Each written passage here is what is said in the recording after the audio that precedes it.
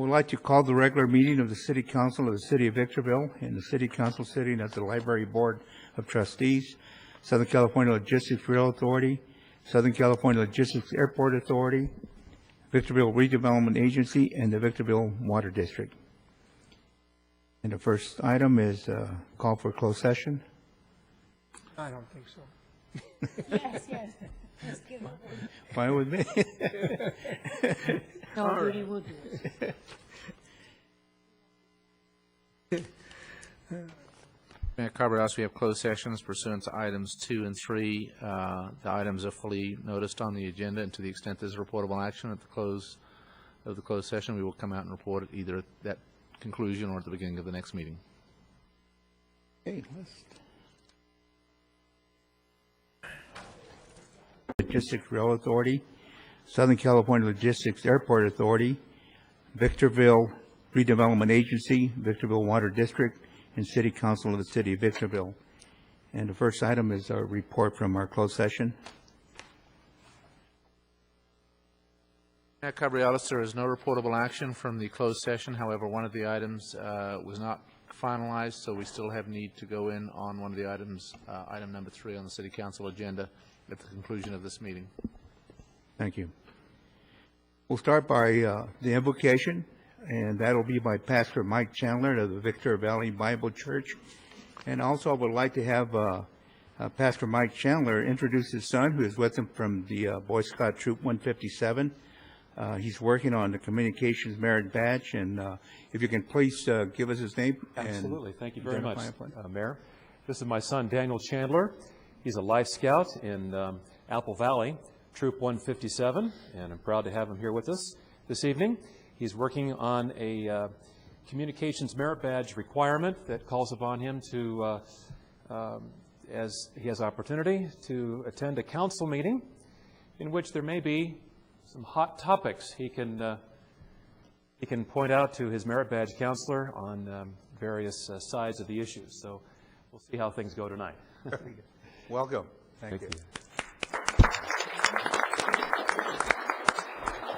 And as always, it's a wonderful privilege to be able to pray on behalf of the council. So let's bow our heads and I'll lead us in prayer. God of our fathers, I come to you this evening in the name of your Son, my Lord Jesus Christ, who came into the world to save sinners and by whom all who believe in him have eternal life and access to your throne of grace. I come to you, Father, on behalf of this body of civil leaders, men and women appointed by you, for there is no authority except from God, and the authorities that exist are appointed by God. So as pastor of Victor Valley Bible Church in Victorville, I am grateful for the privilege of interceding for them. And so I ask for your blessing upon our city, as well as our county and state fire workers, who will be acknowledged this evening by a proclamation for Fire Prevention Week. We are especially grateful in view of fires that have devastated parts of our great state and even now more locally raging. So I ask for the protection of these brave men and women in serving in this capacity, and thank you for our city's leaders calling their constituents to do their part in preventing fires. I also pray for the safety and wisdom of our law enforcement personnel this evening. These officers are faced with enormous challenges in keeping our streets and neighborhoods safe. The recent robberies of several banks have affected the composure of our fine community, so my prayer tonight is for the safety of the officers as they pursue these criminals and seek to bring such crimes to justice. I pray for wisdom as the council proceeds to order their table of organization and appoint new members to the Community Service Advisory Board. You are a God of order, and you are glorified when matters of a city such as ours are done in an orderly fashion. So may the city run smoothly and be marked by helpful communication and mutual understanding from the mayor and members of the council to the citizenry which they serve. For overall discretion and discernment in all the affairs that affect the city of Victorville, I pray, Father, that this council, which has an array of challenges before them, may know that you are with them. Your word promises a blessing to the nation whose God is the Lord, and the same for the individual who delights in your word. May you be so pleased with these leaders as to bless them and their work. I pray in Christ's name. Amen. will now be led on the Pledge of Allegiance by Victorville Police Chief Reynolds. Flag of the United States of America. Republic for which it stands, one nation, under God, indivisible.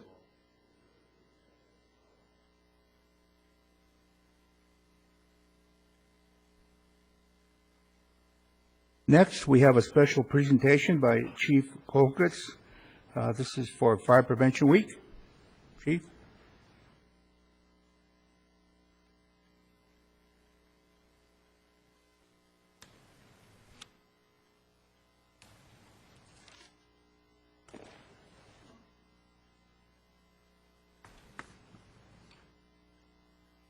Good evening, everybody. Got a lot of folks in the house tonight. That's a good thing for such an important proclamation. And City of Victorville has always shown its commitment to public safety. We're grateful for that. They have always supported their fire and police departments. And just as a side note, this is Fire Prevention Week, but it should be a everyday process for you throughout your lives to think about fire safety continuously. And I just want to take a couple minutes to talk about the importance of what this proclamation says.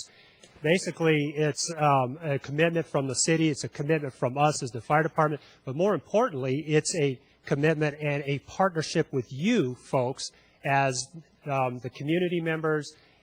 We're here to serve you, but we need your help when it comes to preventing fires in the home environment. Every year, thousands of millions of dollars worth of property are damaged by fires, including tragically loss of life, and we're here to prevent that, but we need your help. So what I'm asking is that as you look at Fire Prevention Week, don't take it for granted. Don't take it for granted that it'll never happen to you. I've been doing this job for 26 years, and I can tell you that I've responded to, unfortunately, way too many fires that had tragic losses of life, tragic losses of property. And the number one thing that people always tell me is that I never thought it would happen to me. I've heard that many times. Well, I'm here to tell you it can happen to you, and we want to prevent that, but we need your help. With me, my fire inspection list for you. It's out there on the table. When you go out the doors, please pick up a copy and take it home. It's actually designed for your family to work on it together so I'm actually giving you a homework assignment. I would like for you to take this check, please, take it home and actually go through the check sheet and do a little survey on fire safety in your home. If you don't do anything else, at least go check your smoke detector, make sure you have a working smoke detector. But make it a fun game for you and your family. It's actually something that you kind of go through as a checklist, and you can actually use crayons, and there's some coloring for it, so it's good for the kids, and fire chiefs and retired fire chiefs can even handle it. So anyway, with that, I really want to thank the city for this proclamation. But again, it's going to take all of us working together as a city, as the county, as the fire department, police department, and especially you folks, because we're really here to serve you. But we need your help, so I appreciate it. Thank you, Chief.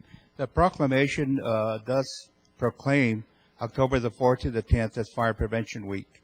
And as the Chief said, it shouldn't just be during the week. It should be a year-round thing that we need to look at.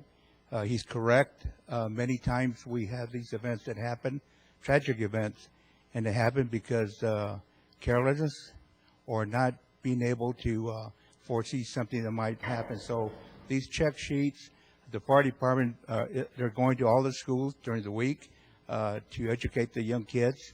That's where it starts. I recall the seatbelt laws, and it starts at the lower levels there. And they can teach us fire safety when they get home with their check sheet. But it's very important that we do recognize the Fire Prevention Week and that we come out to the fire stations, visit the firefighters. They certainly will be out in the community doing their presentations and, of course, being out in the schools. Chief, thank you, and let's have a good Fire Prevention Week, and let's do it all year round. Thank you. Sounds good.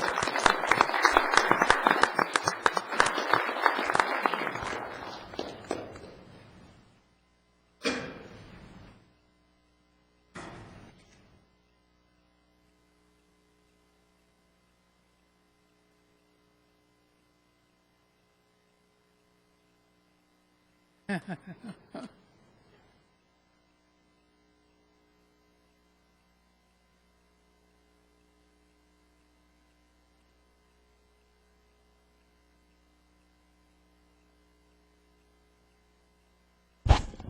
on the agenda is the public comment section, and I would just like to remind everyone that we do have a 3-minute time limit on the presentations. And I will start with Joe Paluba.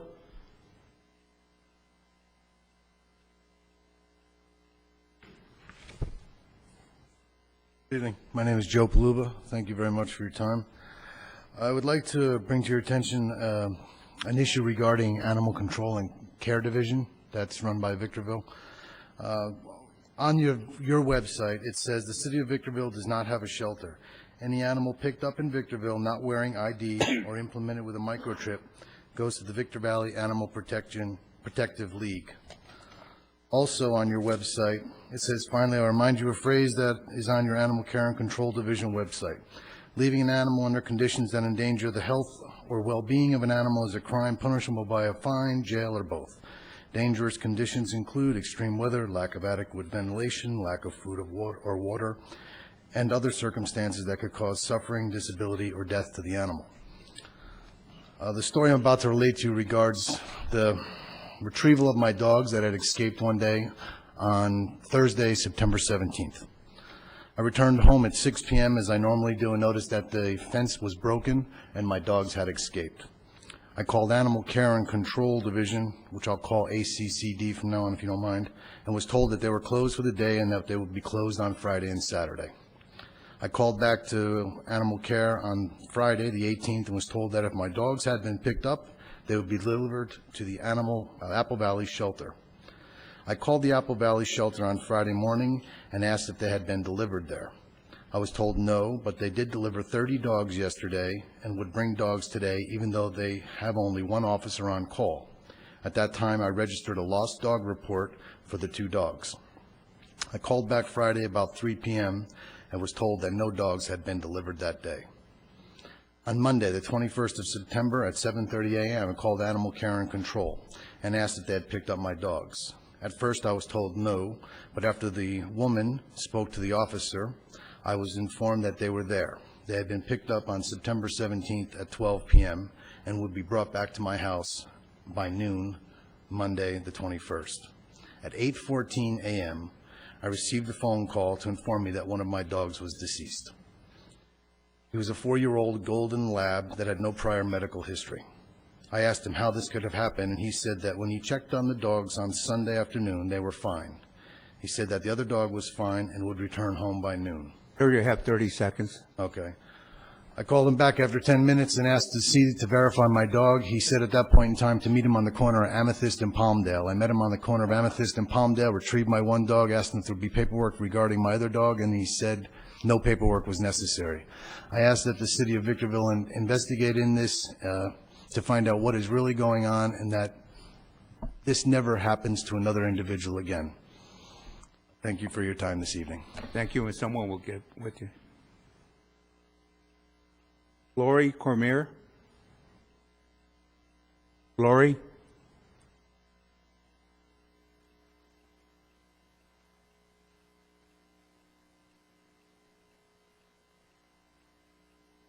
Hello, and thank you for allowing me to speak. I have 2 or 3, but I guess I'll just stick with one since he had dogs, and that is regarding a noise audit. In other words, it's very loud in our neighborhood. About 5 or 6 o'clock in the morning, nobody can sleep. I don't know if they're feeding them or what, but it is very noisy in our neighborhood about 5 or 6 in the morning, maybe up until 7 o'clock, and it's very annoying. So I was just wondering if you have a noise ordinance. Thank you. Thank you.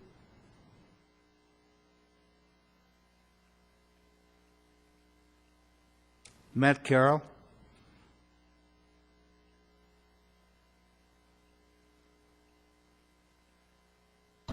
Good evening, honorable councilmen, councilwomen. I would like to talk to you tonight about the problem with the city's budget and the problem with our neighborhoods deteriorating due to absentee landlords and a failure of code enforcement to deal with the problems that are going on. We have a lot of problems in the city with the properties being left to decay, the yards not being maintained, left to die. Things like this should never happen to anybody's neighborhood. You shouldn't have weeds growing over the entire sidewalk where a person in a wheelchair couldn't get access down the street without running out into the street to go around the sidewalk. We have other problems in the city, inconsistency with the codes. The sidewalks can be blocked by mailboxes and people's fences. In this photo, you can see a fence going right up to the mailbox and no way for any pedestrian or wheelchair to even pass this object without taking their chances going out into the street. So I'm going to ask the council to please do their best to use code enforcement to make sure that this is a pedestrian-friendly city, and we do need that very badly. If we're trying to get away from cars and get people more walking, you know, we need to have a more pedestrian-friendly city. Thank you. Thank you. Jerry Laws?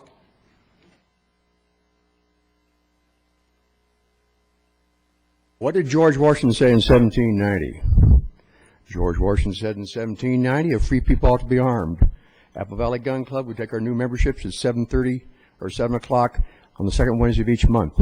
I expect an M60 over your fireplace, a Derringer in your wife's purse, and whatever you choose for your fireplace. I noticed this in the last paper, October 2nd. Our fine sheriffs made a big sweep of our gangsters in the neighborhood.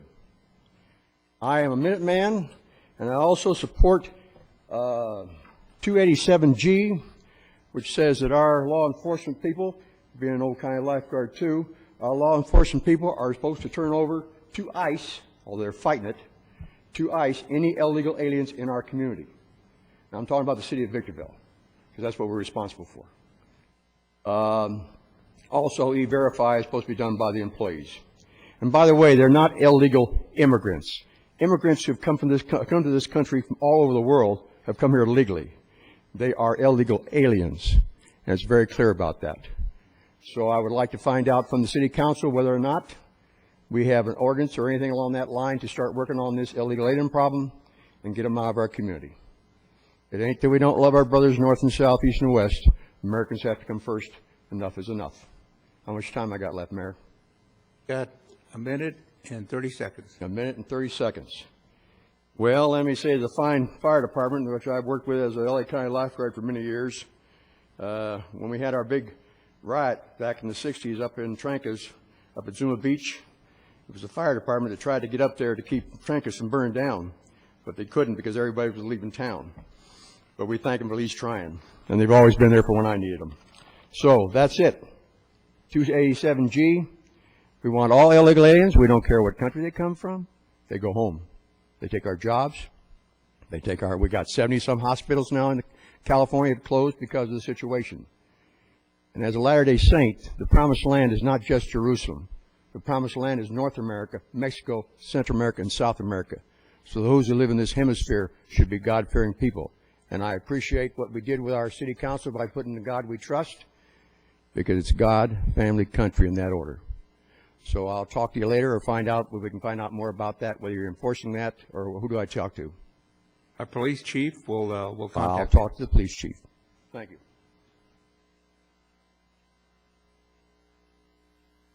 I have no other cards for public comment. We'll now go into our regular sessions, and the first one is our Library Board of Trustees agenda. There are no revisions, and we do have a consent calendar. Move for approval. Second.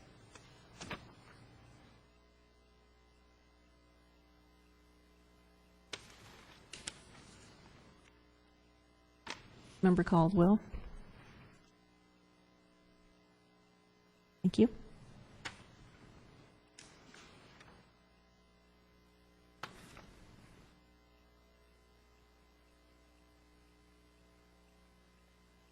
Our next two agendas are the Southern California Logistics Railroad Authority and Southern California Logistics Airport Authority, and Chairman Caldwell will take those.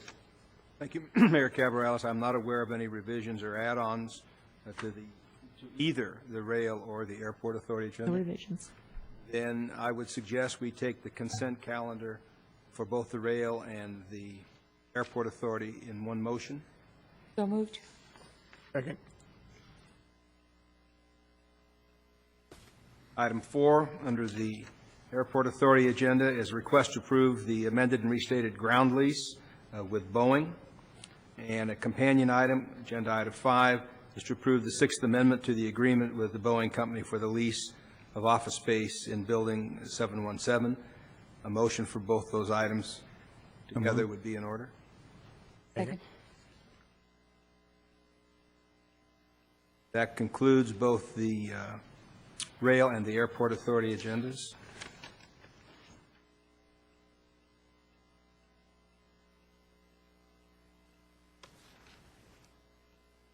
We'll now go into the Victorville Redevelopment Agency agenda. There are no revisions. We have the consent calendar. Move for approval? Second.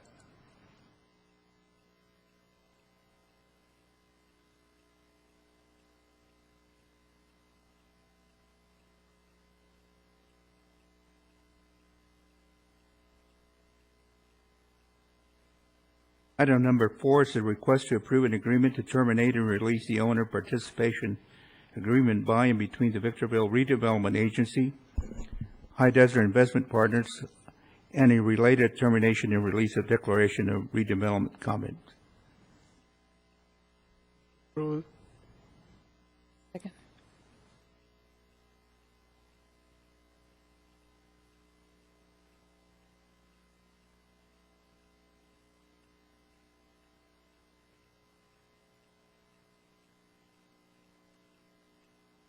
Number 5 is a request to approve a one-year extension to the First Amendment and reinstated agreement forming the Auto Park at Valley Center Association and approve $100,000 in marketing funds.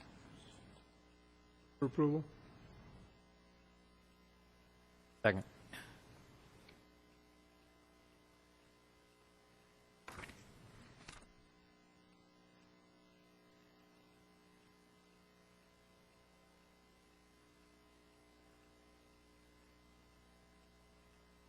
Item number 6 is a request to, 1, affirm the authorization to execute the purchase agreement for acquisition of real property located at 15430 Culebra Road.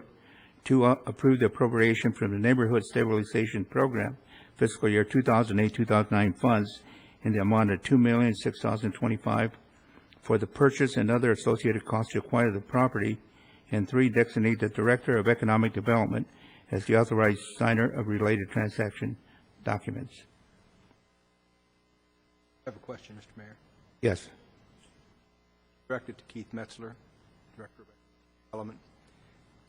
Keith, what type of rating or analysis did your department go through to make the decision to expend these funds on the Culebra Road project as opposed to similar projects scattered throughout the city?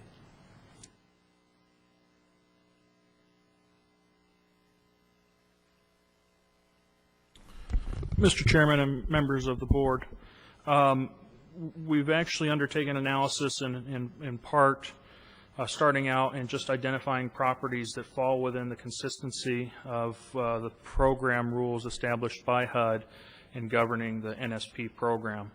There's a lot of qualifiers first that go into place before even determining an eligible piece of property. In this case, one of the obvious qualifiers is that it is a piece of property. It's a rental property that has gone into foreclosure, and that's usually one of the number one prerequisites HUD has in qualifying properties for use with NSP money. So we've started with that. We're currently in the due diligence stage right now. We've got a short window for due diligence, but the analysis that we're currently undertaking does include completing a full-blown appraisal. It does include determining, in fact, I've actually walked the site myself to, along with some construction folks, to get a sense of what kind of Improvements would be required to get the property in a condition that we would consider habitable. We've actually developed a very general sense of what we would like to do with the property if we actually take it down. And we're in the middle of actually quantifying and calculating what it would cost to bring the property up, what we expect the property to be able to rent for, and given the assistance that we have from NSP, whether or not it's economically viable to be able to go out and procure private financing for the remaining portion of the amounts of money that would be needed to bring the property back up to a standard of living. For the record, what does the acronym NSP stand for? NSP is the Neighborhood Stabilization Program. This is the grant money that was awarded to the city. It's about 5.2 in total, to which we had actually adopted a formal plan. And that formal plan very generally outlines a number of different programs and a number of different intents with respect to the acquisition of foreclosed properties throughout the community.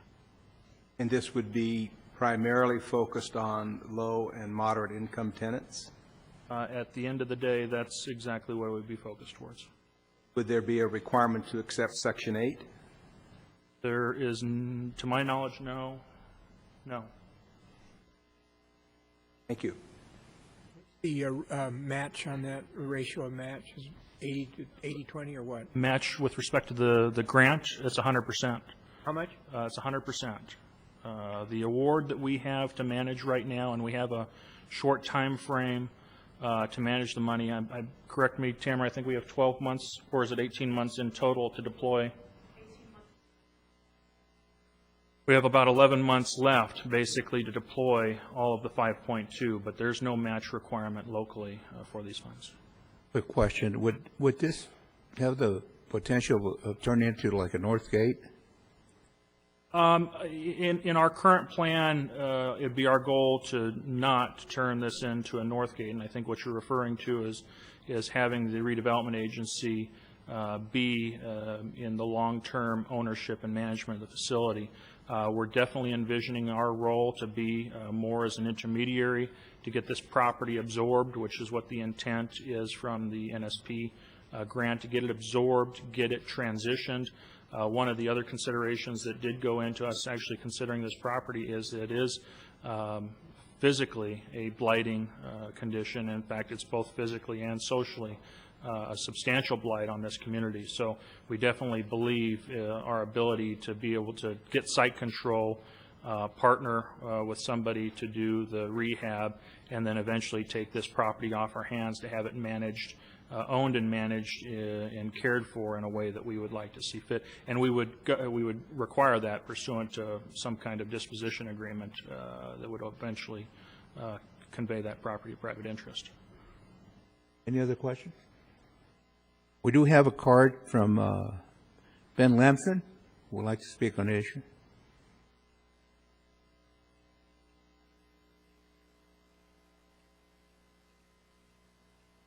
Good evening, Mayor and Council and staff.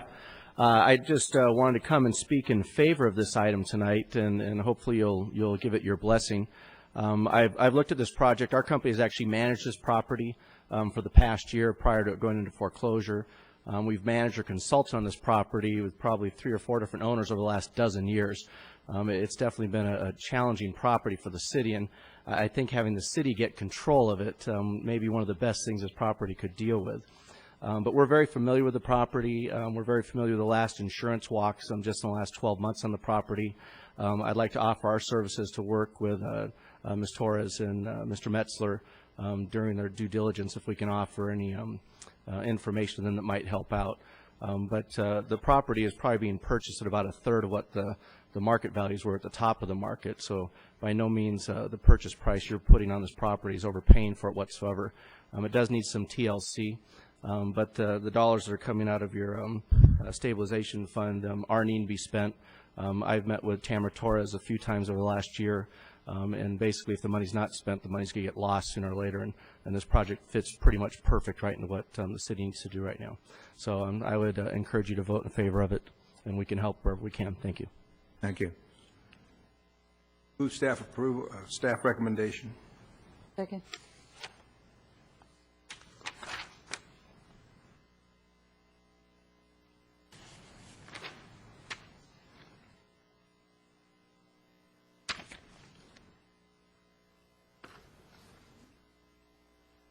Next is the Victorville Water District agenda.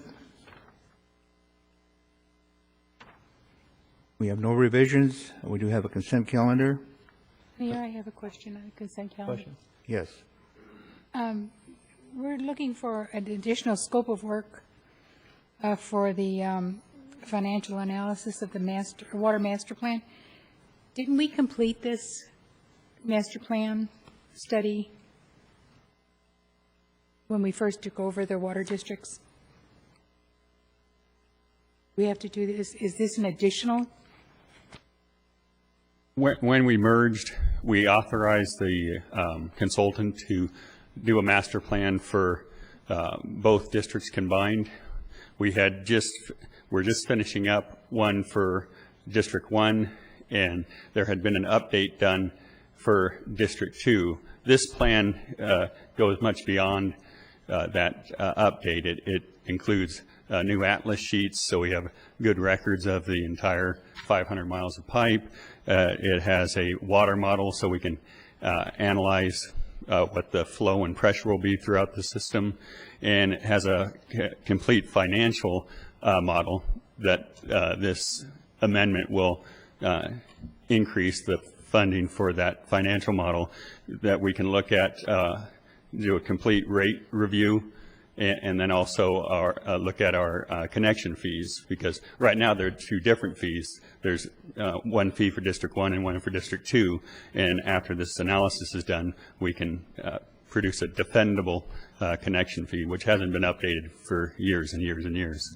So, Will this affect the standby fees that one of the district pays? the standby fees that District 2 pays are related to the bond that they took out to pay for the... It has nothing to do with Yeah, to pay for the arsenic treatment facilities. So it has nothing to do with that. Thank you. Thank you. Move for approval. Second.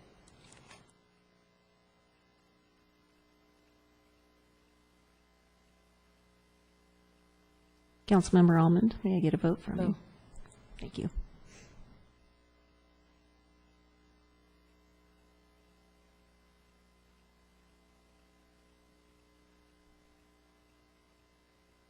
Item number 4 is a request to award a service provider agreement to MTGL Inc. in the amount of $49,751 for material testing and special inspection of the SELA industrial wastewater treatment plant. Move for approval. Second.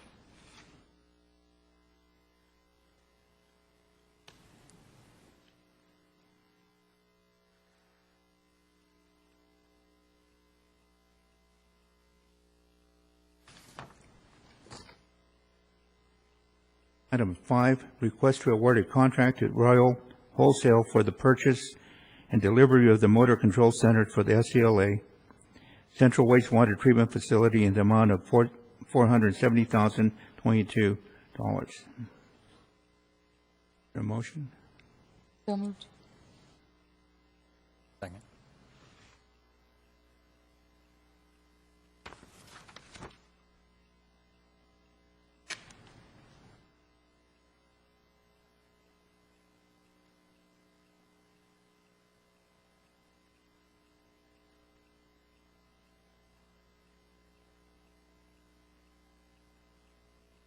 We now go into the city council agenda, and we have no revisions. Mayor Cabrialis, if I might, I would like to request that item H on the consent calendar be pulled for discussion.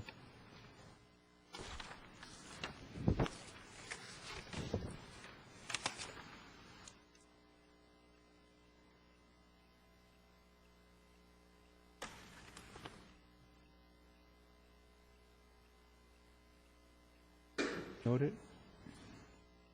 Consent calendar. Item number 3 is a public hearing. The public hearing called to consider public comment and recommendations on the proposed amended NSP action plan to approve the addition of new NSP areas under the Community Development Block Grant CDBG to include other eligible areas, and 3, adopt a proposed amended NSP action plan for submission to the Department of Housing and Urban Development following the 15-day public comment period. I will now open the public hearing on item number 3. Anyone wishing to speak for or against item number 3, please come to the podium.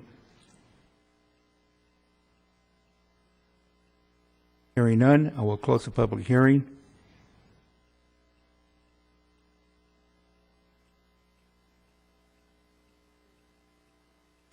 Requires title of the ordinance. No ordinance with item number 3. Oh, okay. I looked at it wrong. Yeah. You're right. Second.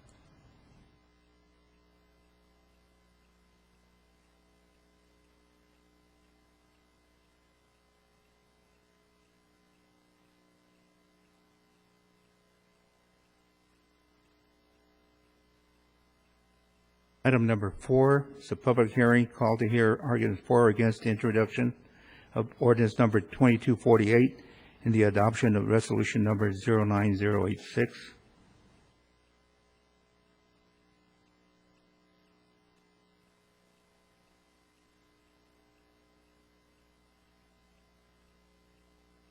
I will now open up the public hearing on item number 4. Anyone wishing to speak for or against item number 4, please come up to the podium. And we have Norm Miller.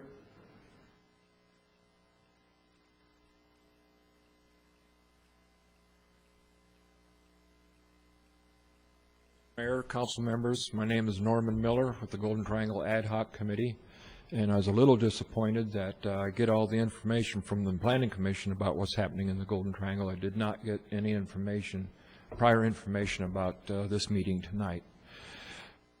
You've all been here for quite a while, most of you anyway. I've been here for quite a while, and it all started back in the early 2000 era when some things happened that shouldn't have happened when we annexed into the city of Victorville from the county of San Bernardino. One of the first things that was brought up, and I think I brought it up, was that we did not get the animal rights that we were promised originally to come into the city. And that was brought up and that was finalized because most of the council members that are here knew what the story was behind that we were supposed to get some animal rights. We also were fighting to keep from being the so-called Golden Triangle of the city of Hesperia. And the city of Hesperia, I believe's main reason for wanting this section of land was to make it financially feasible for them. And most of the people, including the city council and some of the city council members in particular, did not want this to become a commercial zone or an industrial zone or a manufacturing zone. They wanted it to be residential. But we did allow for commercial along the border of the Golden Triangle. And that's pretty much held true. I think there have been a couple exceptions where we've changed it from commercial to residential, which has not been a major change. They tried to put some apartments in on Bear Valley Road. That was blocked, which it should have been because the apartments are only supposed to be in the southern portion of the Golden Triangle. Now we're trying to get some industrial and commercial manufacturing into the Golden Triangle. It's going to mess everything up. I think there's a lot of points that the planning department has brought out why it should not happen. I don't know if these are called Title 18s and Title 17s, but I have a feeling that's part of it. Because of road conditions, because of traffic conditions, and a lot of other reasons, which I'm sure you'll hear about also. But my main thing is that the people in the area do not want it. The ad hoc committee does not want it because it doesn't fit into the plan that was originally set up for the triangle, and I'm requesting that this be denied. Thank you. Mr. Miller, before you leave, did you attend the Planning Commission discussions on this item? I think I got one of two of them. I didn't go to one of the meetings, and I think one of the meetings involved the this particular plan. If you recall, do you remember what the Planning Commission's general approach to this subject was? Generally, they did not approve it because of the roads, because of the proximity to the housing on Mesa. the fact that Mesa would have to be a major, I don't know if you'd call it arterial or not, but a major road with a signal. And I think there's items in there that say that the signals can only be a half a mile apart. And this would put the, Mesa became, or if the road for the industrial area comes out, they would have to have a signal, and it wouldn't be on Mesa because that's a residential street. So that means they'd have to have a signal between Mesa and the city boundary, which is less than half a mile. And there's other points in there too. I don't remember all of them, but like I say, most of them was just, it doesn't fit the location. I think they also brought out that there's plenty of commercial industrial areas in the city of Victorville that can be used that are vacant. We don't need to make some down in a residential area. That should be kept residential. Do you recall the vote of the Planning Commission? It was 4-0, and Mr. Huber was absent. Anyone else wishing to speak?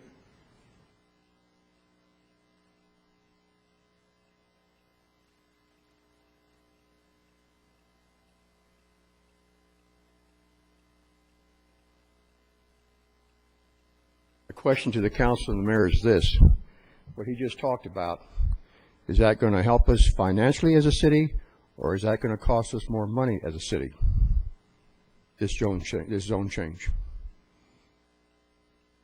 Well, who wants to answer that? We can't answer the information right now is before us. We have to make a decision whether to approve or not approve the proposition that's before us. It's not a question and answer.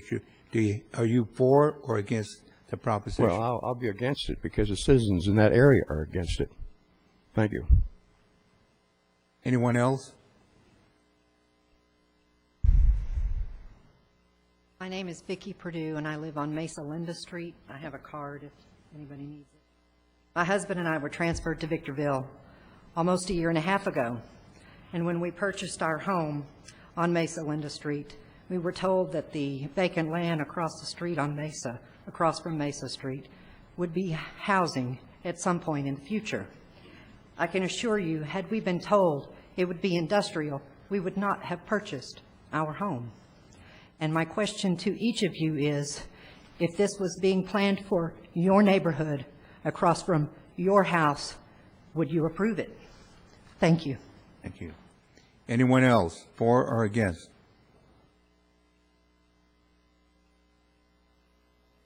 Peter Bryan. I live on 12576 Mesa. This development, I'm dead set against this. I bought this property a year ago under the knowledge that it would be a residential across from me, and now it's going to be, well, hopefully not be changed to industrial or commercial. My concerns are increase in traffic, pollution, noise, air pollution, increase in crime. 395 is really heavy now with traffic, and with the industrial there it'll be even worse. So I'm dead set against it. I hope you guys do not approve this. Thank you. Thank you. Anyone else, for or against item number 4?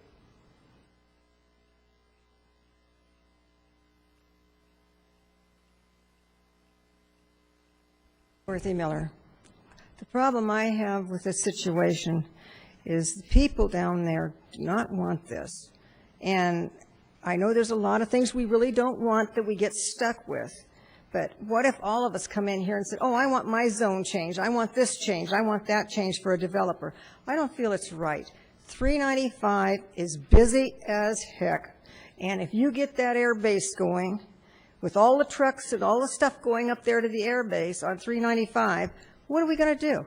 They almost run over us now when we go to turn on Sycamore because we haven't got eucalyptus through yet. So until we get eucalyptus through, a signal, and so people get out safely, I feel this is absolutely out of control. And if it was in your backyard, I don't think you'd appreciate it either, any of you. So I think we really may take a look at this. You each have a planning commissioner. Now, they voted against it. So what are we doing here? Somebody don't like what they seen, or somebody don't want to get their way? I don't know. but it's not right. Thank you. Thank you. Anyone else, for or against?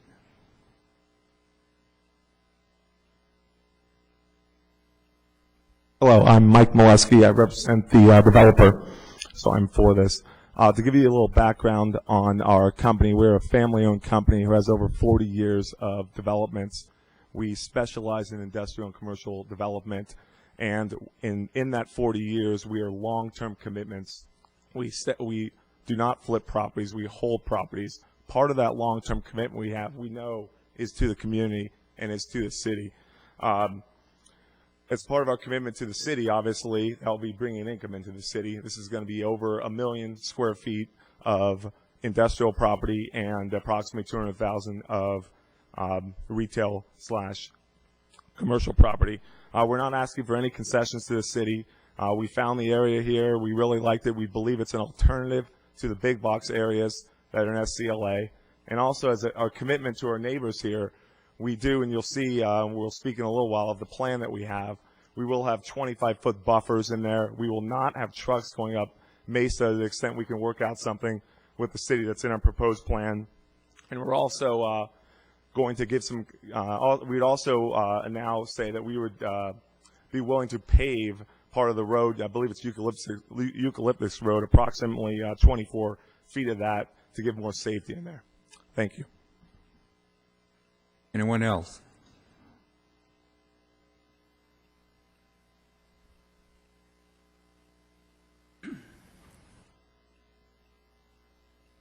Dino DeFazio. I want to mention some things. I'm the one who came to the meeting at the Planning Commission, and when I came, I had asked for a continuance because we didn't have all our information ready. I had got the list of conditions from the Planning Commission on Monday night around 5 o'clock, and the meeting was on Wednesday. And I thought that I would get a continuance, so we didn't present all the information. So we weren't prepared at the Planning Commission meeting. We were looking for a continuance. But a few things I'd like to say about this project is this project would bring a lot of jobs to Victorville. It's looking for there's a lot of urban sprawl going on in traffic. It'll alleviate some of the traffic problems. On Mesa Road, it would connect Mesa to 395. There would be no truck traffic across the street from where the existing houses are. The plan shows for a road to be connected into 395, 120-foot road, and no truck traffic there. If that doesn't work, and I talked to Caltrans, and it is feasible to have that road put there. The city of Victorville would have to want it, but Caltrans said it is feasible to have a road there. If that doesn't work, the top portion is commercial. The property directly to the north is commercial, and the trucks would go on to Mesa there and then out to 395 without affecting any of the houses. So it can be built without affecting the houses. Another thing that the developer is offering to do, and in talking to the community out there, they're very concerned about Eucalyptus Road not being paved to 395, and they're willing to put $150,000 towards the paving of Eucalyptus in addition to the fees that this generates. This would generate, on the industrial part, at $3.44 a foot, approximately $3.5 million in development impact fees to help with the traffic problems. It'll generate on the commercial part at $9.44 in diff fees, approximately $2 million. So you're looking at almost $5.5 million in development impact fees. This is also a developer that's ready to spend money today. They closed escrow on the land December of last year with bad economic times. They're a cash developer. They have 40 years of projects, and they're going to bring jobs to Victorville today, which we need right now today. The people that live on Mesa, I understand their concerns. There's going to be a 25-foot buffer, and that 25-foot buffer would actually be better for them than having houses across the street because it'll generate no more traffic from the houses. And a lot of their concerns were traffic concerns. And they could drive down, the 25 feet and then the industrial wall and a berm and then the project inside of there. Also, directly to the north, the whole part of Hesperia is already zoned industrial. To the south, it's all industrial, excuse me. Everything to the south is zoned industrial. The property to the west is water tanks, and there's a metal industrial building there. I'm not sure exactly what that is. and the property to the north is commercial. So this can be designed in a way where there is no traffic affected on Mesa. So it will not affect the people traffic-wise. They'd have a 25-foot buffer. They'd have less houses there, which would not create traffic. It would connect Mesa to 395, plus put $150,000 towards connecting Eucalyptus 395, which will help the community because they have real concerns about fire safety, ambulance safety, and the traffic patterns there right now. And they're willing to help in that way. So I think this is a good project. Jobs is a big thing. It's a developer that's willing to put money out today in developing a project and bring jobs to Victorville today in an area that, from a planning standpoint, works for industrial because you got Highway 395, which is a major road. You've got the aqueduct on one side. Everything else on 395 to the north is zoned commercial. All the way down 395, it's commercial, all the way up to Palmdale Road. This is the only residential piece in that area. So I would like to see this project go forward, and let's bring some jobs to Victorville. And $5.5 million in DIF fees. Mayor? Mr. Fazio, how much of what you shared with us tonight did you share with the Planning Commission at their public hearing? I asked for a continuance. I thought I would get a continuance. I didn't share the numbers. I shared a few of the things, but probably about 10 or 15%. So this is all new items because I got the conditions at such a late moment. If I didn't get it so late, I would have been more prepared. I didn't get the conditions until Monday night at 5 o'clock. So I asked for a continuance just so I could present these items, but I didn't get it. Thank you. Thank you. Anyone else?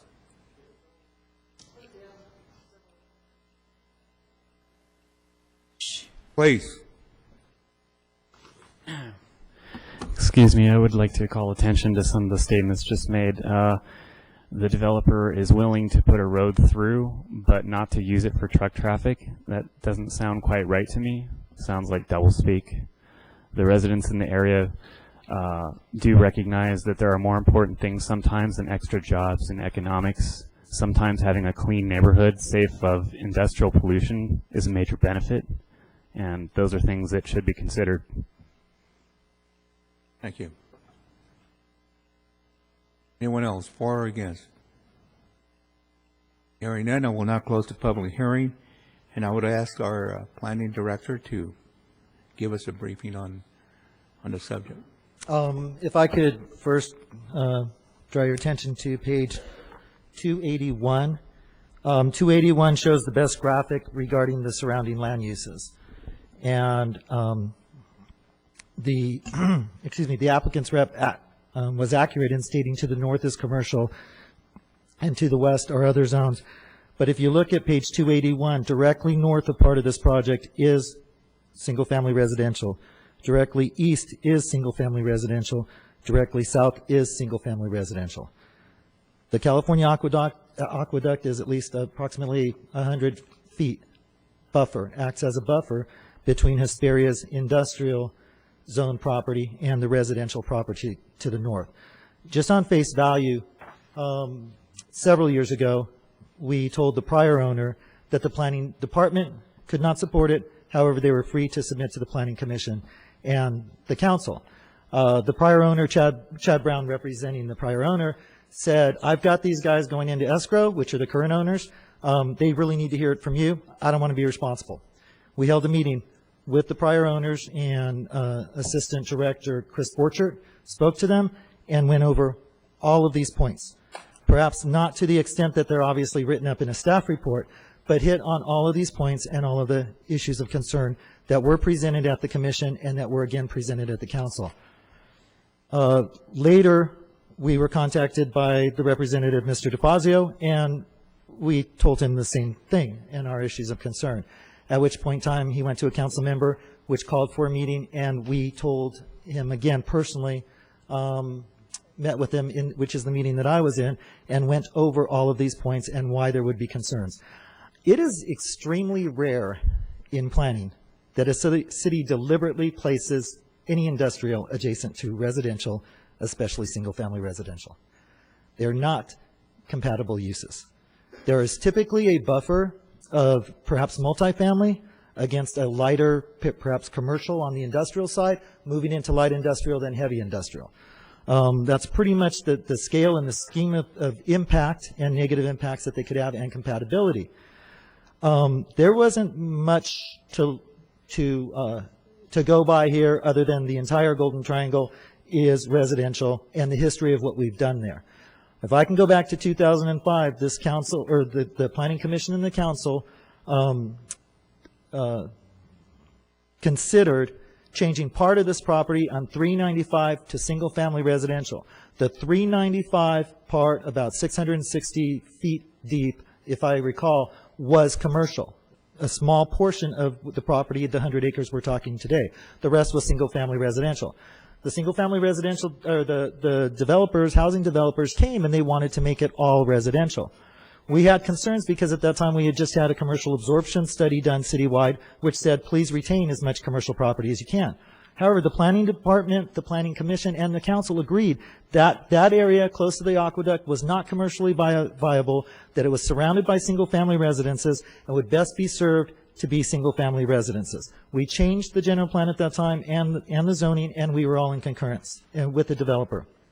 Again, flash forward 4 years or so, we're now here being asked to consider this going to light industrial.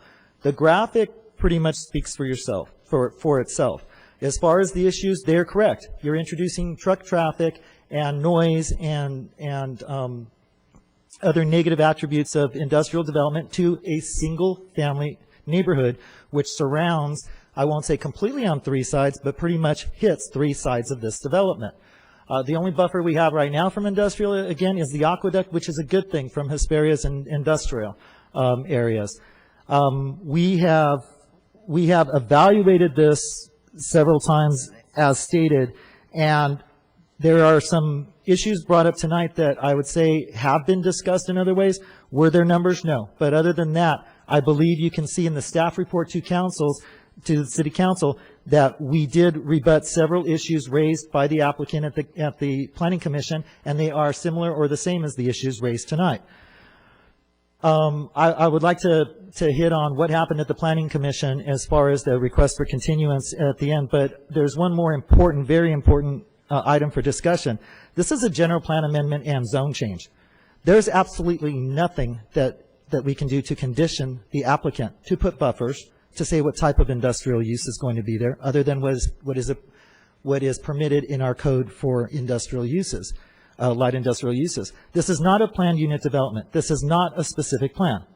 There are no design or development standards. There is no road plan with this. There is no assurance that traffic will be diverted. There is no assurance that and this is the same with all cases, that this developer will develop it or the next developer will develop it in accordance with what is said today.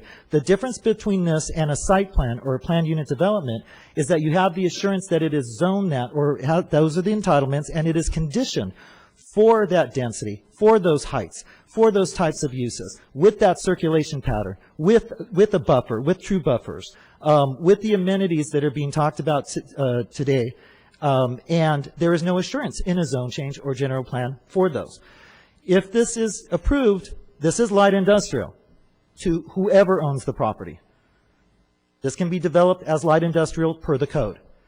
That is one of the main issues with this. If the council so wished it to be developed in accordance with what has been said, I would just like to add one recommendation to this, not to cloud it anymore, but to either deny it and ask the representatives or the applicant to come back with a planned unit development for light industrial there to give you the assurances if you do want to place industrial next to single family residential, the assurances that have been spoken today, or to just allow him to resubmit. It's a completely different application. It'll confuse it, but allow him to resubmit under the same case a planned unit development. I mean, that is the very least that we would ask the council if they wish to have assurances of any type of this development other than light industrial per the code. Finally, what happened at the commission was we went and we got a last minute request from the applicant's representative on 2 items that night. The applicant's representative represented both items, and it was a last-minute request on both items. We granted one. We recommended to the commission that one be granted from the request from their engineer on another item where we saw cause for continuance. I can assure you, probably, 99% of the time, the commission has granted continuances. This has been in discussion since August of 2008, I believe, when Chris Borchert first told the current owners of these concerns. It had been repeatedly discussed in numerous meetings. There were no new issues at the time. There are no conditions of approval to this. One, because we were recommending denial, and two, because you don't condition a general plan or zone change. So the fact that there were conditions there that had not been said or had to be read, there weren't. There are no conditions of approval in our report to commission. We went to commission with a recommendation that they hear the item, and during that there was discussion, and I specifically spoke to it and said this is going to be heard before the council.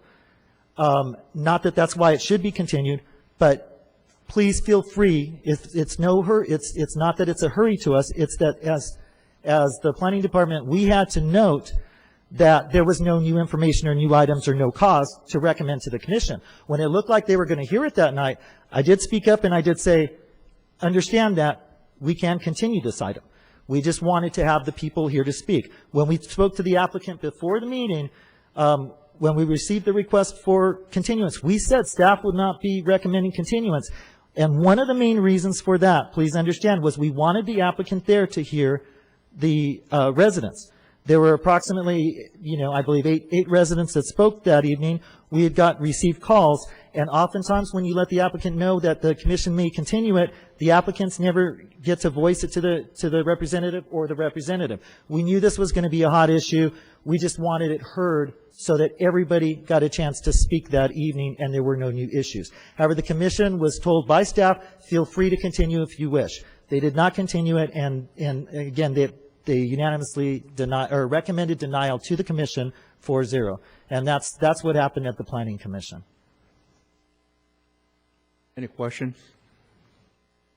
So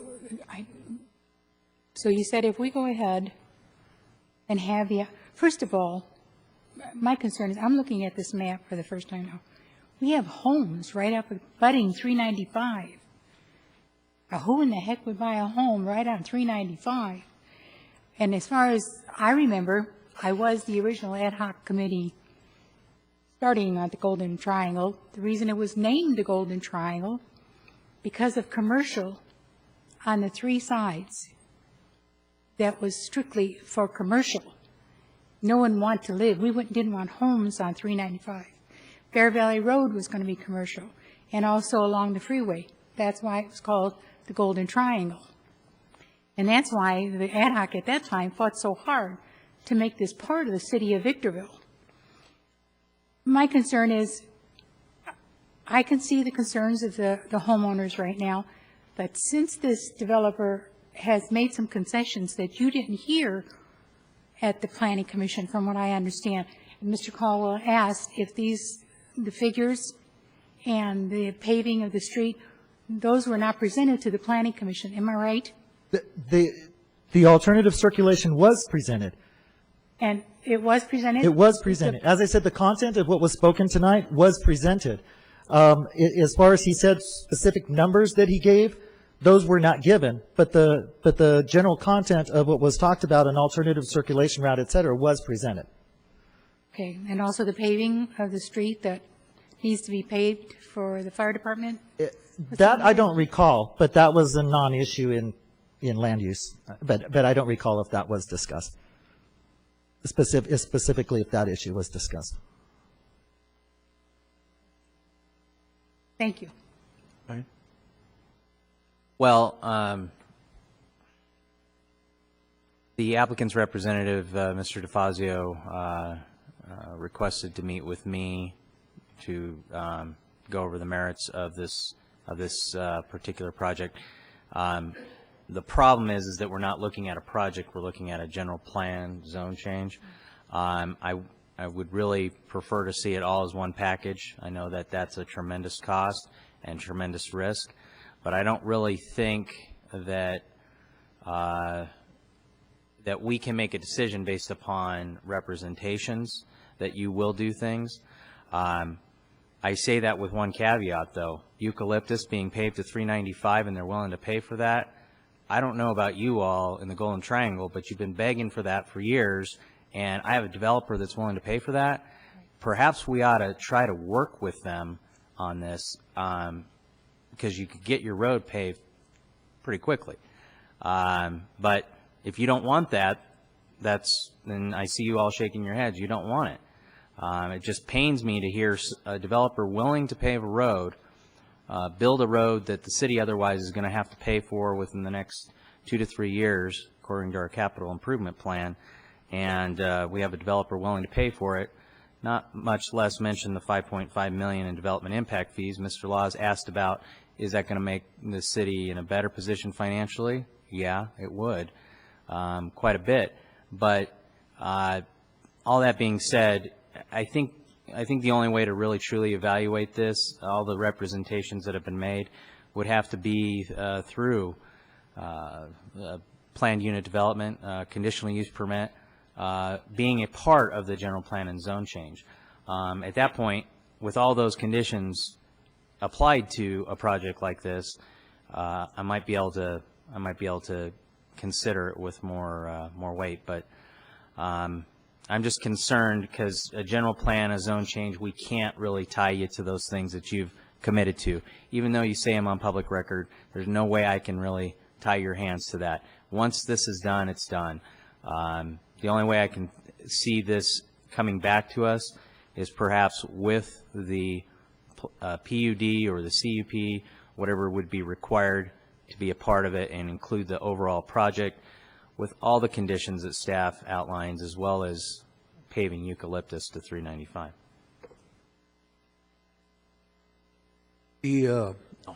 I have a question or comment. You did say that it was on $395. It was commercial before.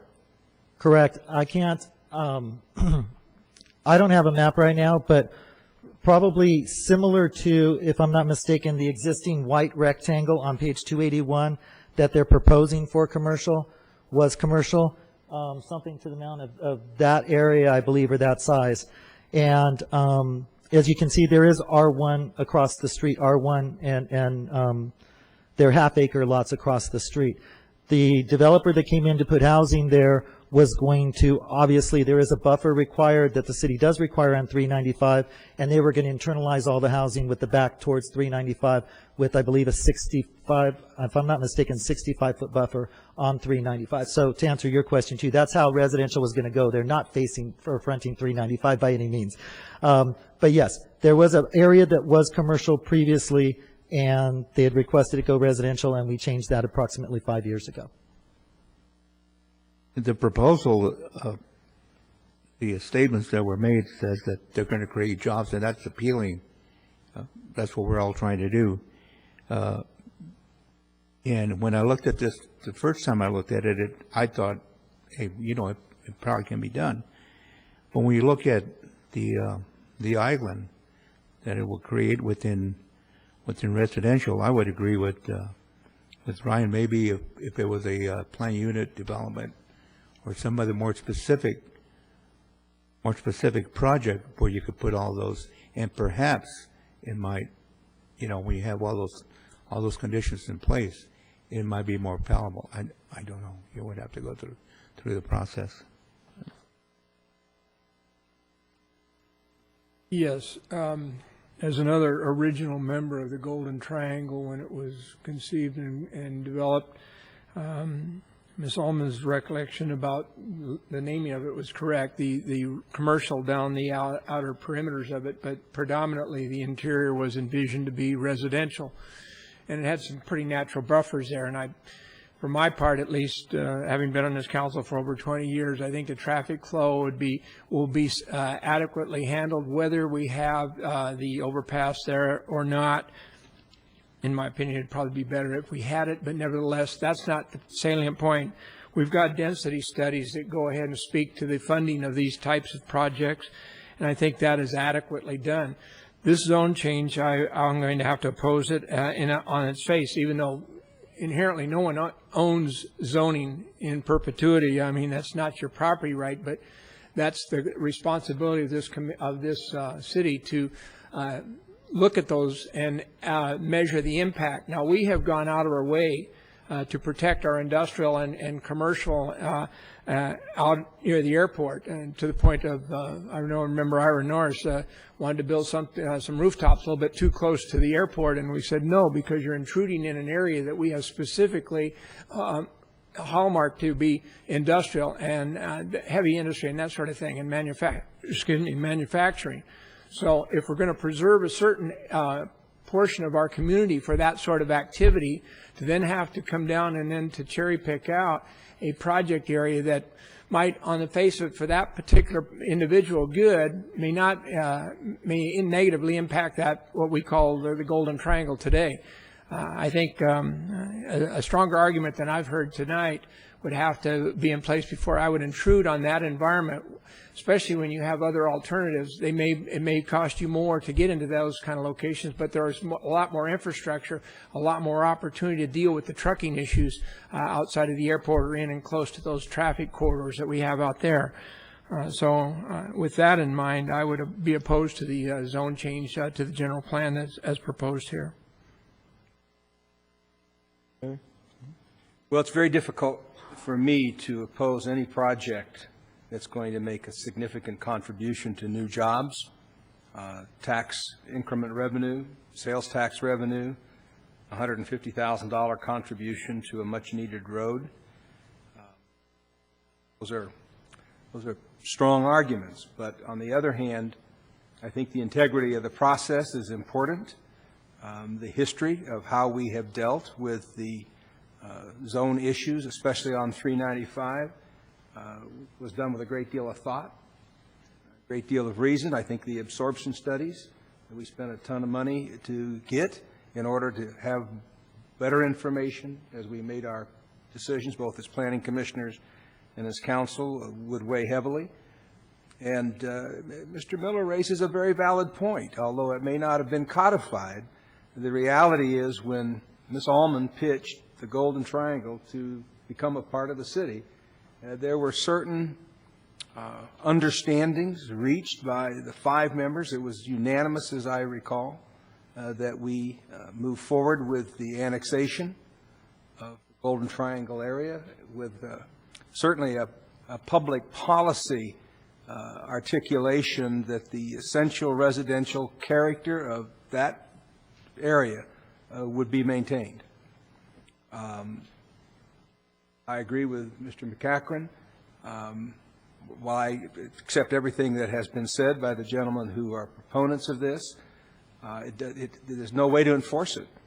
And for us to make a public policy decision to do something that's contrary to the precedents that have been in existence for a long time, just hoping that the economy will improve and ownership doesn't change and whatever, I think is not a planning approach that I feel comfortable with. And lastly, although, certainly it was discretionary with the Planning Commission to say yes or no to the request for the continuance, that's why we have a Planning Commission. They made their decision. When I look at a staff recommendation to deny the project as presented, in part based upon the historical precedents established by this council, and I look at a unanimous position recommending denial by the Planning Commission, I've not heard enough tonight to cause me to go against the Planning Commission recommendation and to support this. However, I want to add that my vote is without prejudice to an ultimate concept that I would at least be willing to consider if there were enough conditions and oversight so that the things that we're talking about that are being offered at least could in fact be mandated. Thank you. We have ordinance number A and C, which would approve the item, or B and D, ordinance B and resolution D, which would deny. Motion's in order. Got to read.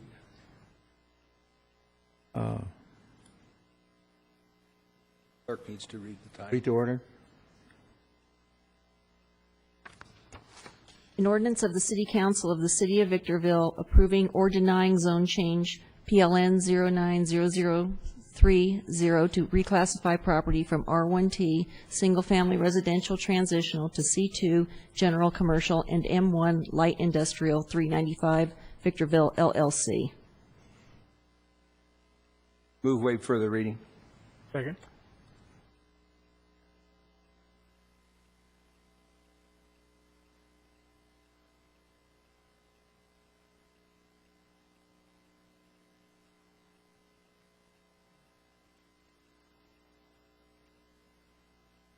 Were we doing?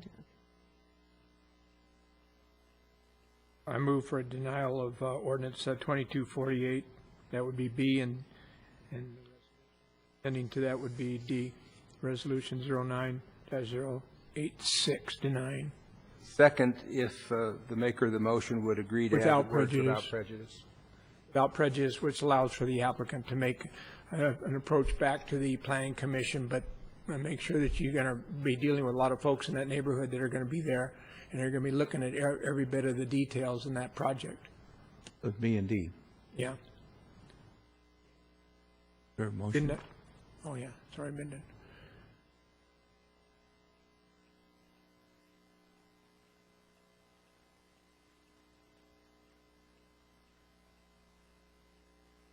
So it was denied at this time, but. For come point back of to the clarification, the motion was to deny. Right. And you may want to take another vote on, I think you erroneously voted on the first one, the ordinance approving. So Well, they both Open have up the the, same name, I mean, the same number. Actually, item A would have been to approve, and B is to deny, and I mistakenly selected the first one to approve the first time. Mine was for the denial on both. correct. I think just to clarify the vote on item A that was read by the city clerk, if you would just re-vote on that to deny, to ensure that you're not approving that ordinance. I'll move denial of 6A, whatever it is, 6, 5A, 4A. 4A. Second.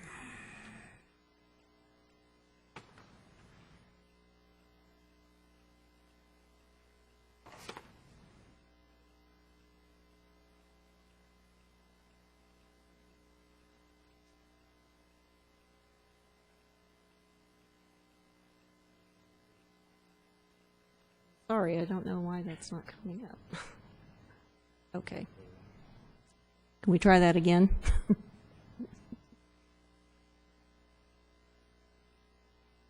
We're voting It's second. affirmatively to deny. Is there a second? I don't have a second on that one. I've moved, I can't second. Okay, there's the second, thank you.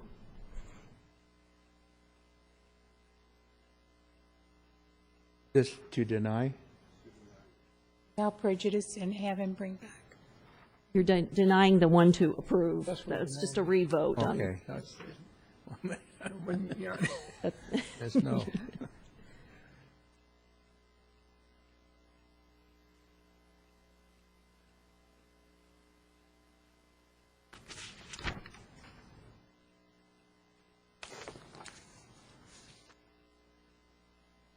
Item number 5, a public hearing called to hear arguments for or against the adoption of the resolution number 09088. I would now like to open up the public hearing on item number 5. Anyone wishing to speak for or against item number 5, please come to the podium.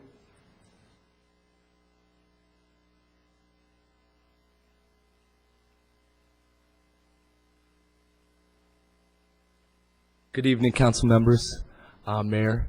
My name is Jamal Halleck, and I am owner-operator of Caravan Care, a non-emergency medical transportation company, home based out of Apple Valley.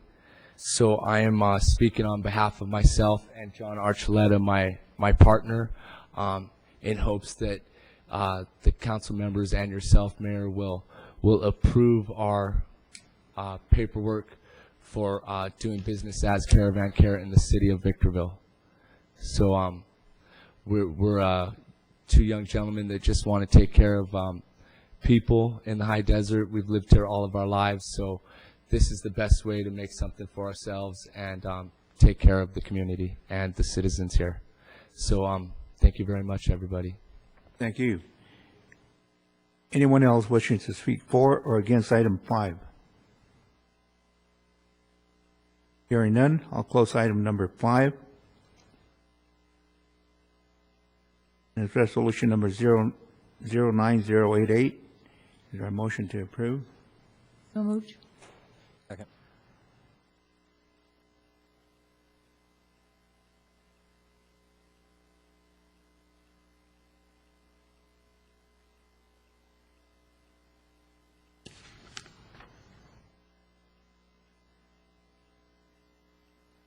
Next, we have a consent calendar. Councilman McCracken wanted to pull item H.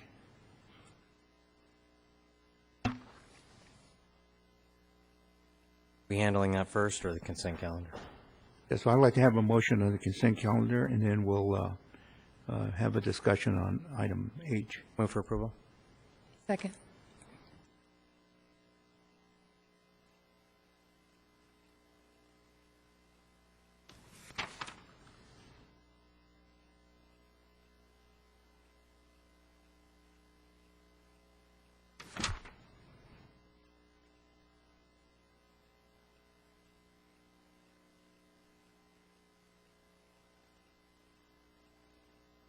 Item H. Yes, Mayor Cabrialis, I only asked for this to be pulled because it was put into consent calendar, and when we voted on it the first time, I did vote against it. I intend to vote against it again. I understand that it's nothing more than a pass-through from VVWRA. However, I still feel that that system, unfortunately, as long-standing as it has been, puts the city and its residents in a bad position, and it's all the more reason that we're building our own wastewater treatment plant. So, again, I just wanted to pull it so I'd have the opportunity to vote against it. I have a question, and Mr. McEachern, I understand you voted on not raising taxes and everything, but this is a fee, and it's a fee that if we all adhered to that philosophy, could bankrupt the city or the district that we're dealing with. These are generally structured fees that have a specific definition to them. It's not something that we actually have license to say no to, unless you're saying, no, I'm not going to do this fee because I promised. And by the way, since we have to make up the difference collectively against, it may hit Parks and Recreation, it may hit any of the other general funds that we are relying on. So I'm not sure where the end game of something like this is every time you're going to vote no on a fee. I have so far. And that's what I did. That's what I did promise during. And the you have campaign. no explanation to say where we're going to make up the difference over a period of time. If we all agreed. Actually, to I do. I just made the comment wait a that. minute. I have the floor, Mayor. Hold on. Okay, I'll let you say your spiel, but we have this item before us. It's not. It's my turn to talk. Go ahead. A fee is a defined set of circumstances that this body or any other body would have responsibility for. It is not an elective tax that you can levy or not levy and deliver a new service. We have an ongoing responsibility not only to sewer but water and a lot of other things that we have bonded. And when those rates change and those costs change, we have a fiduciary responsibility to meet that responsibility. Or we stop meeting that responsibility and we fall back to the general fund and take it from someplace else. You've not explained any rationale as to how you could deal with that. I'm done. Okay, very good. Let's take a vote. We have item number H, which is the second reading of ordinance number 2247. And I would entertain a motion to approve. Move for approval. Is there a second? Second. All those in favor?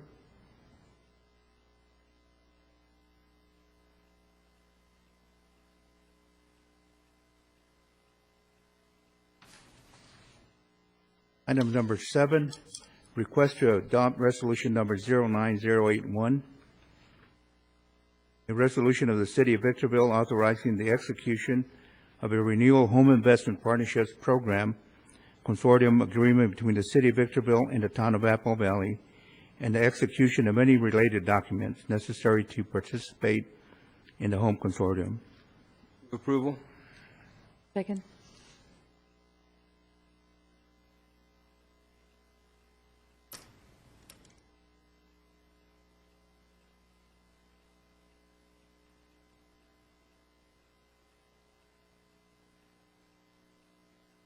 Item number 8 is a request to adopt resolution number 09085, resolution of the City Council of the City of Victorville giving approval and authorization to destroy certain records of the Public Works Animal Control Division, Finance Business License Division, Development Code Enforcement Division, Information Technology, and Payroll Division. Approval?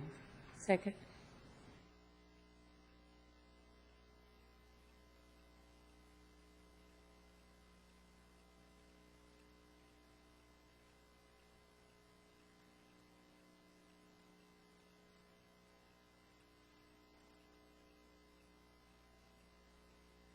Item number 9, request to adopt resolution number 09089, a resolution of the City Council of the City of Victorville, State of California, adopting the Measure I 6-year capital improvement program.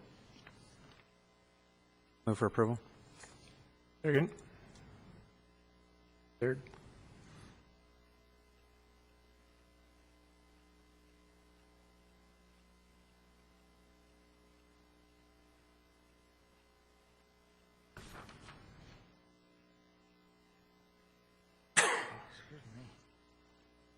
Number 10 is a request to adopt resolution number 09090, a resolution approving the form of and authorizing the execution and delivery of a purchase and sale agreement and related documents with respect to the sale of the seller's proposition 1A receivable from the state and directing and authorizing certain other actions in connection therewith.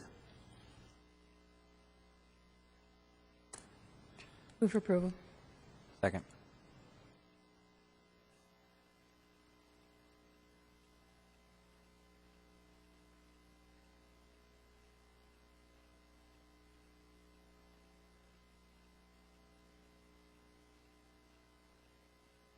Number 11 is a request to award a construction contract to Cooley Construction for West Side Roadway and Drainage Project in the amount of $1,514,13.80. Move for approval.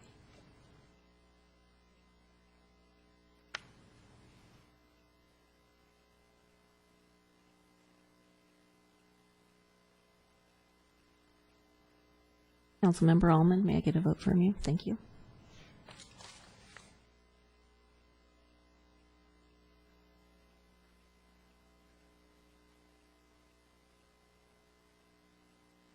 Number 12 is a request to award a contract to perform materials testing to MTGL Inc. for the West Side Roadway and Drainage Project in the amount of $25,520. Approval. Second.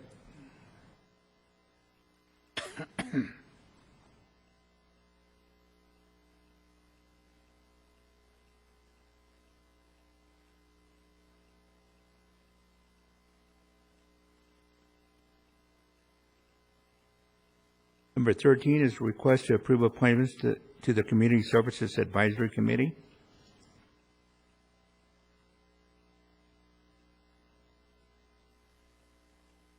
A motion to approve? Move for approval. Well, I'll also move. I'd like to introduce my appointee. Yes. Cindy Spatafora. Come on up so people can see you.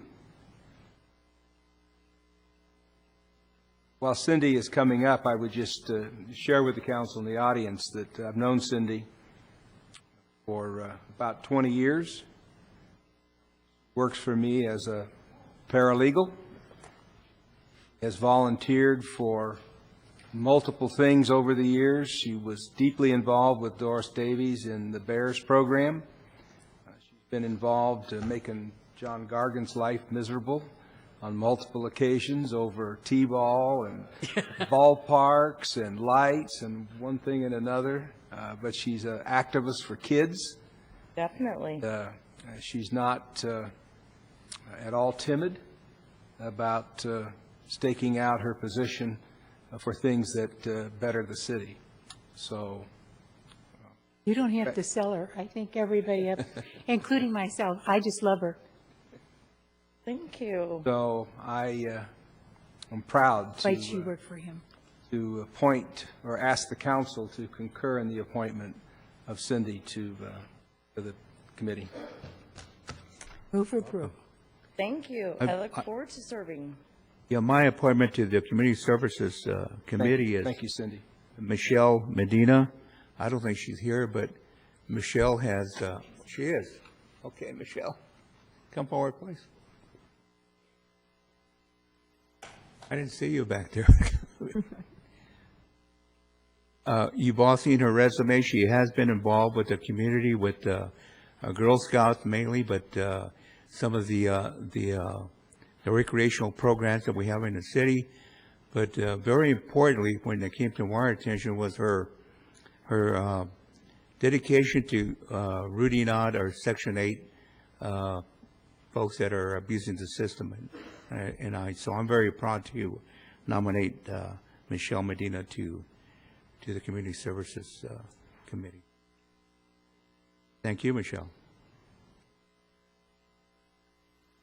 Our motion?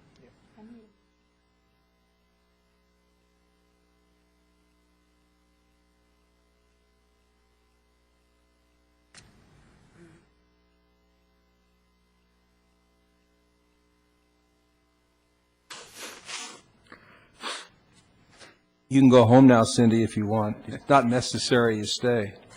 I hope you were paying her overtime to be here. Yeah. Watch it. Item 14, request to adopt the attached investment policy. Move approval. Second.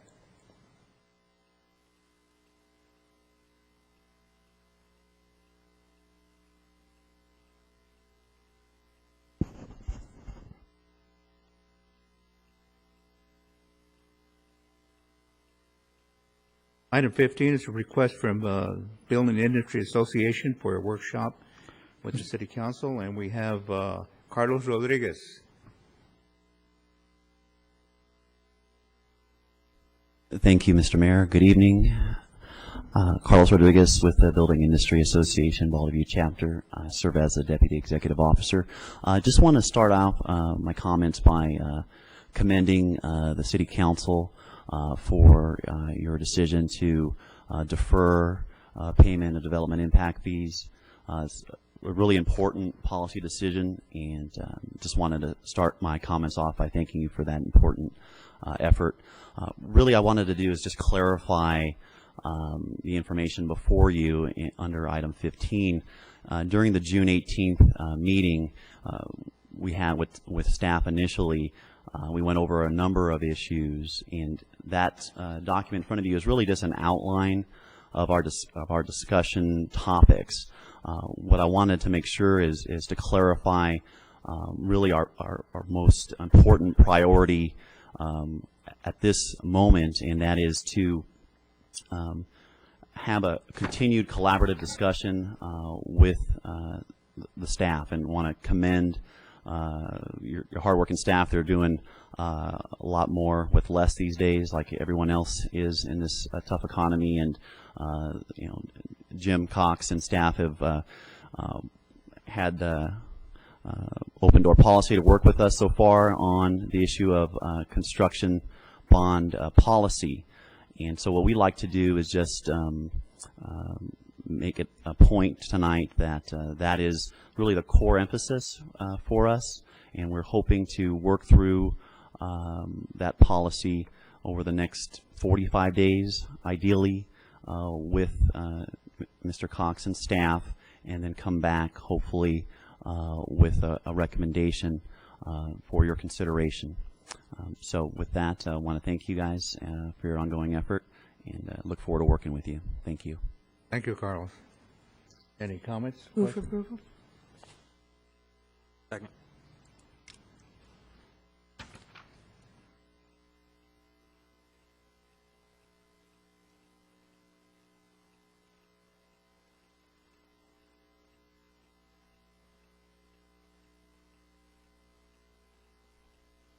Item 16 is a request to adopt resolution number 09082, a resolution of the City Council of the City of Victorville revising the table of organization, fixing the rates of compensation, and establishing fringe benefits for employees of the City of Victorville, and superseding resolution number 08131 and subsequent amendments. Move for approval. Second.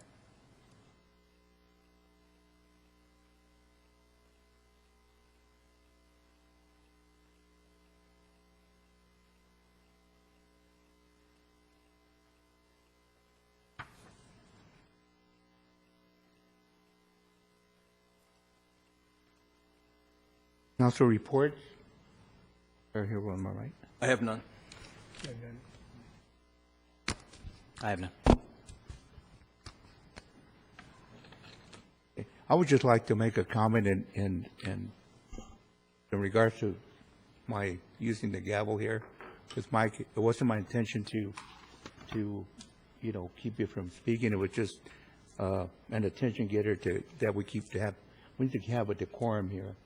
And we get in, I don't think I've ever been here where we're got into shouting matches, and I hope we don't. And that's what I have to say. Thank you very much. Cabrialis, we do have to reconvene into closed session regarding item 2 on the council agenda. To the extent there's a reportable action, we will come out at the conclusion and report any action.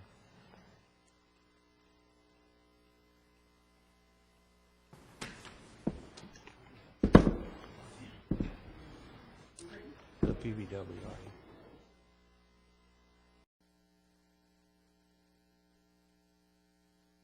There is no reportable action as a result of the conclusion of the closed sessions this evening.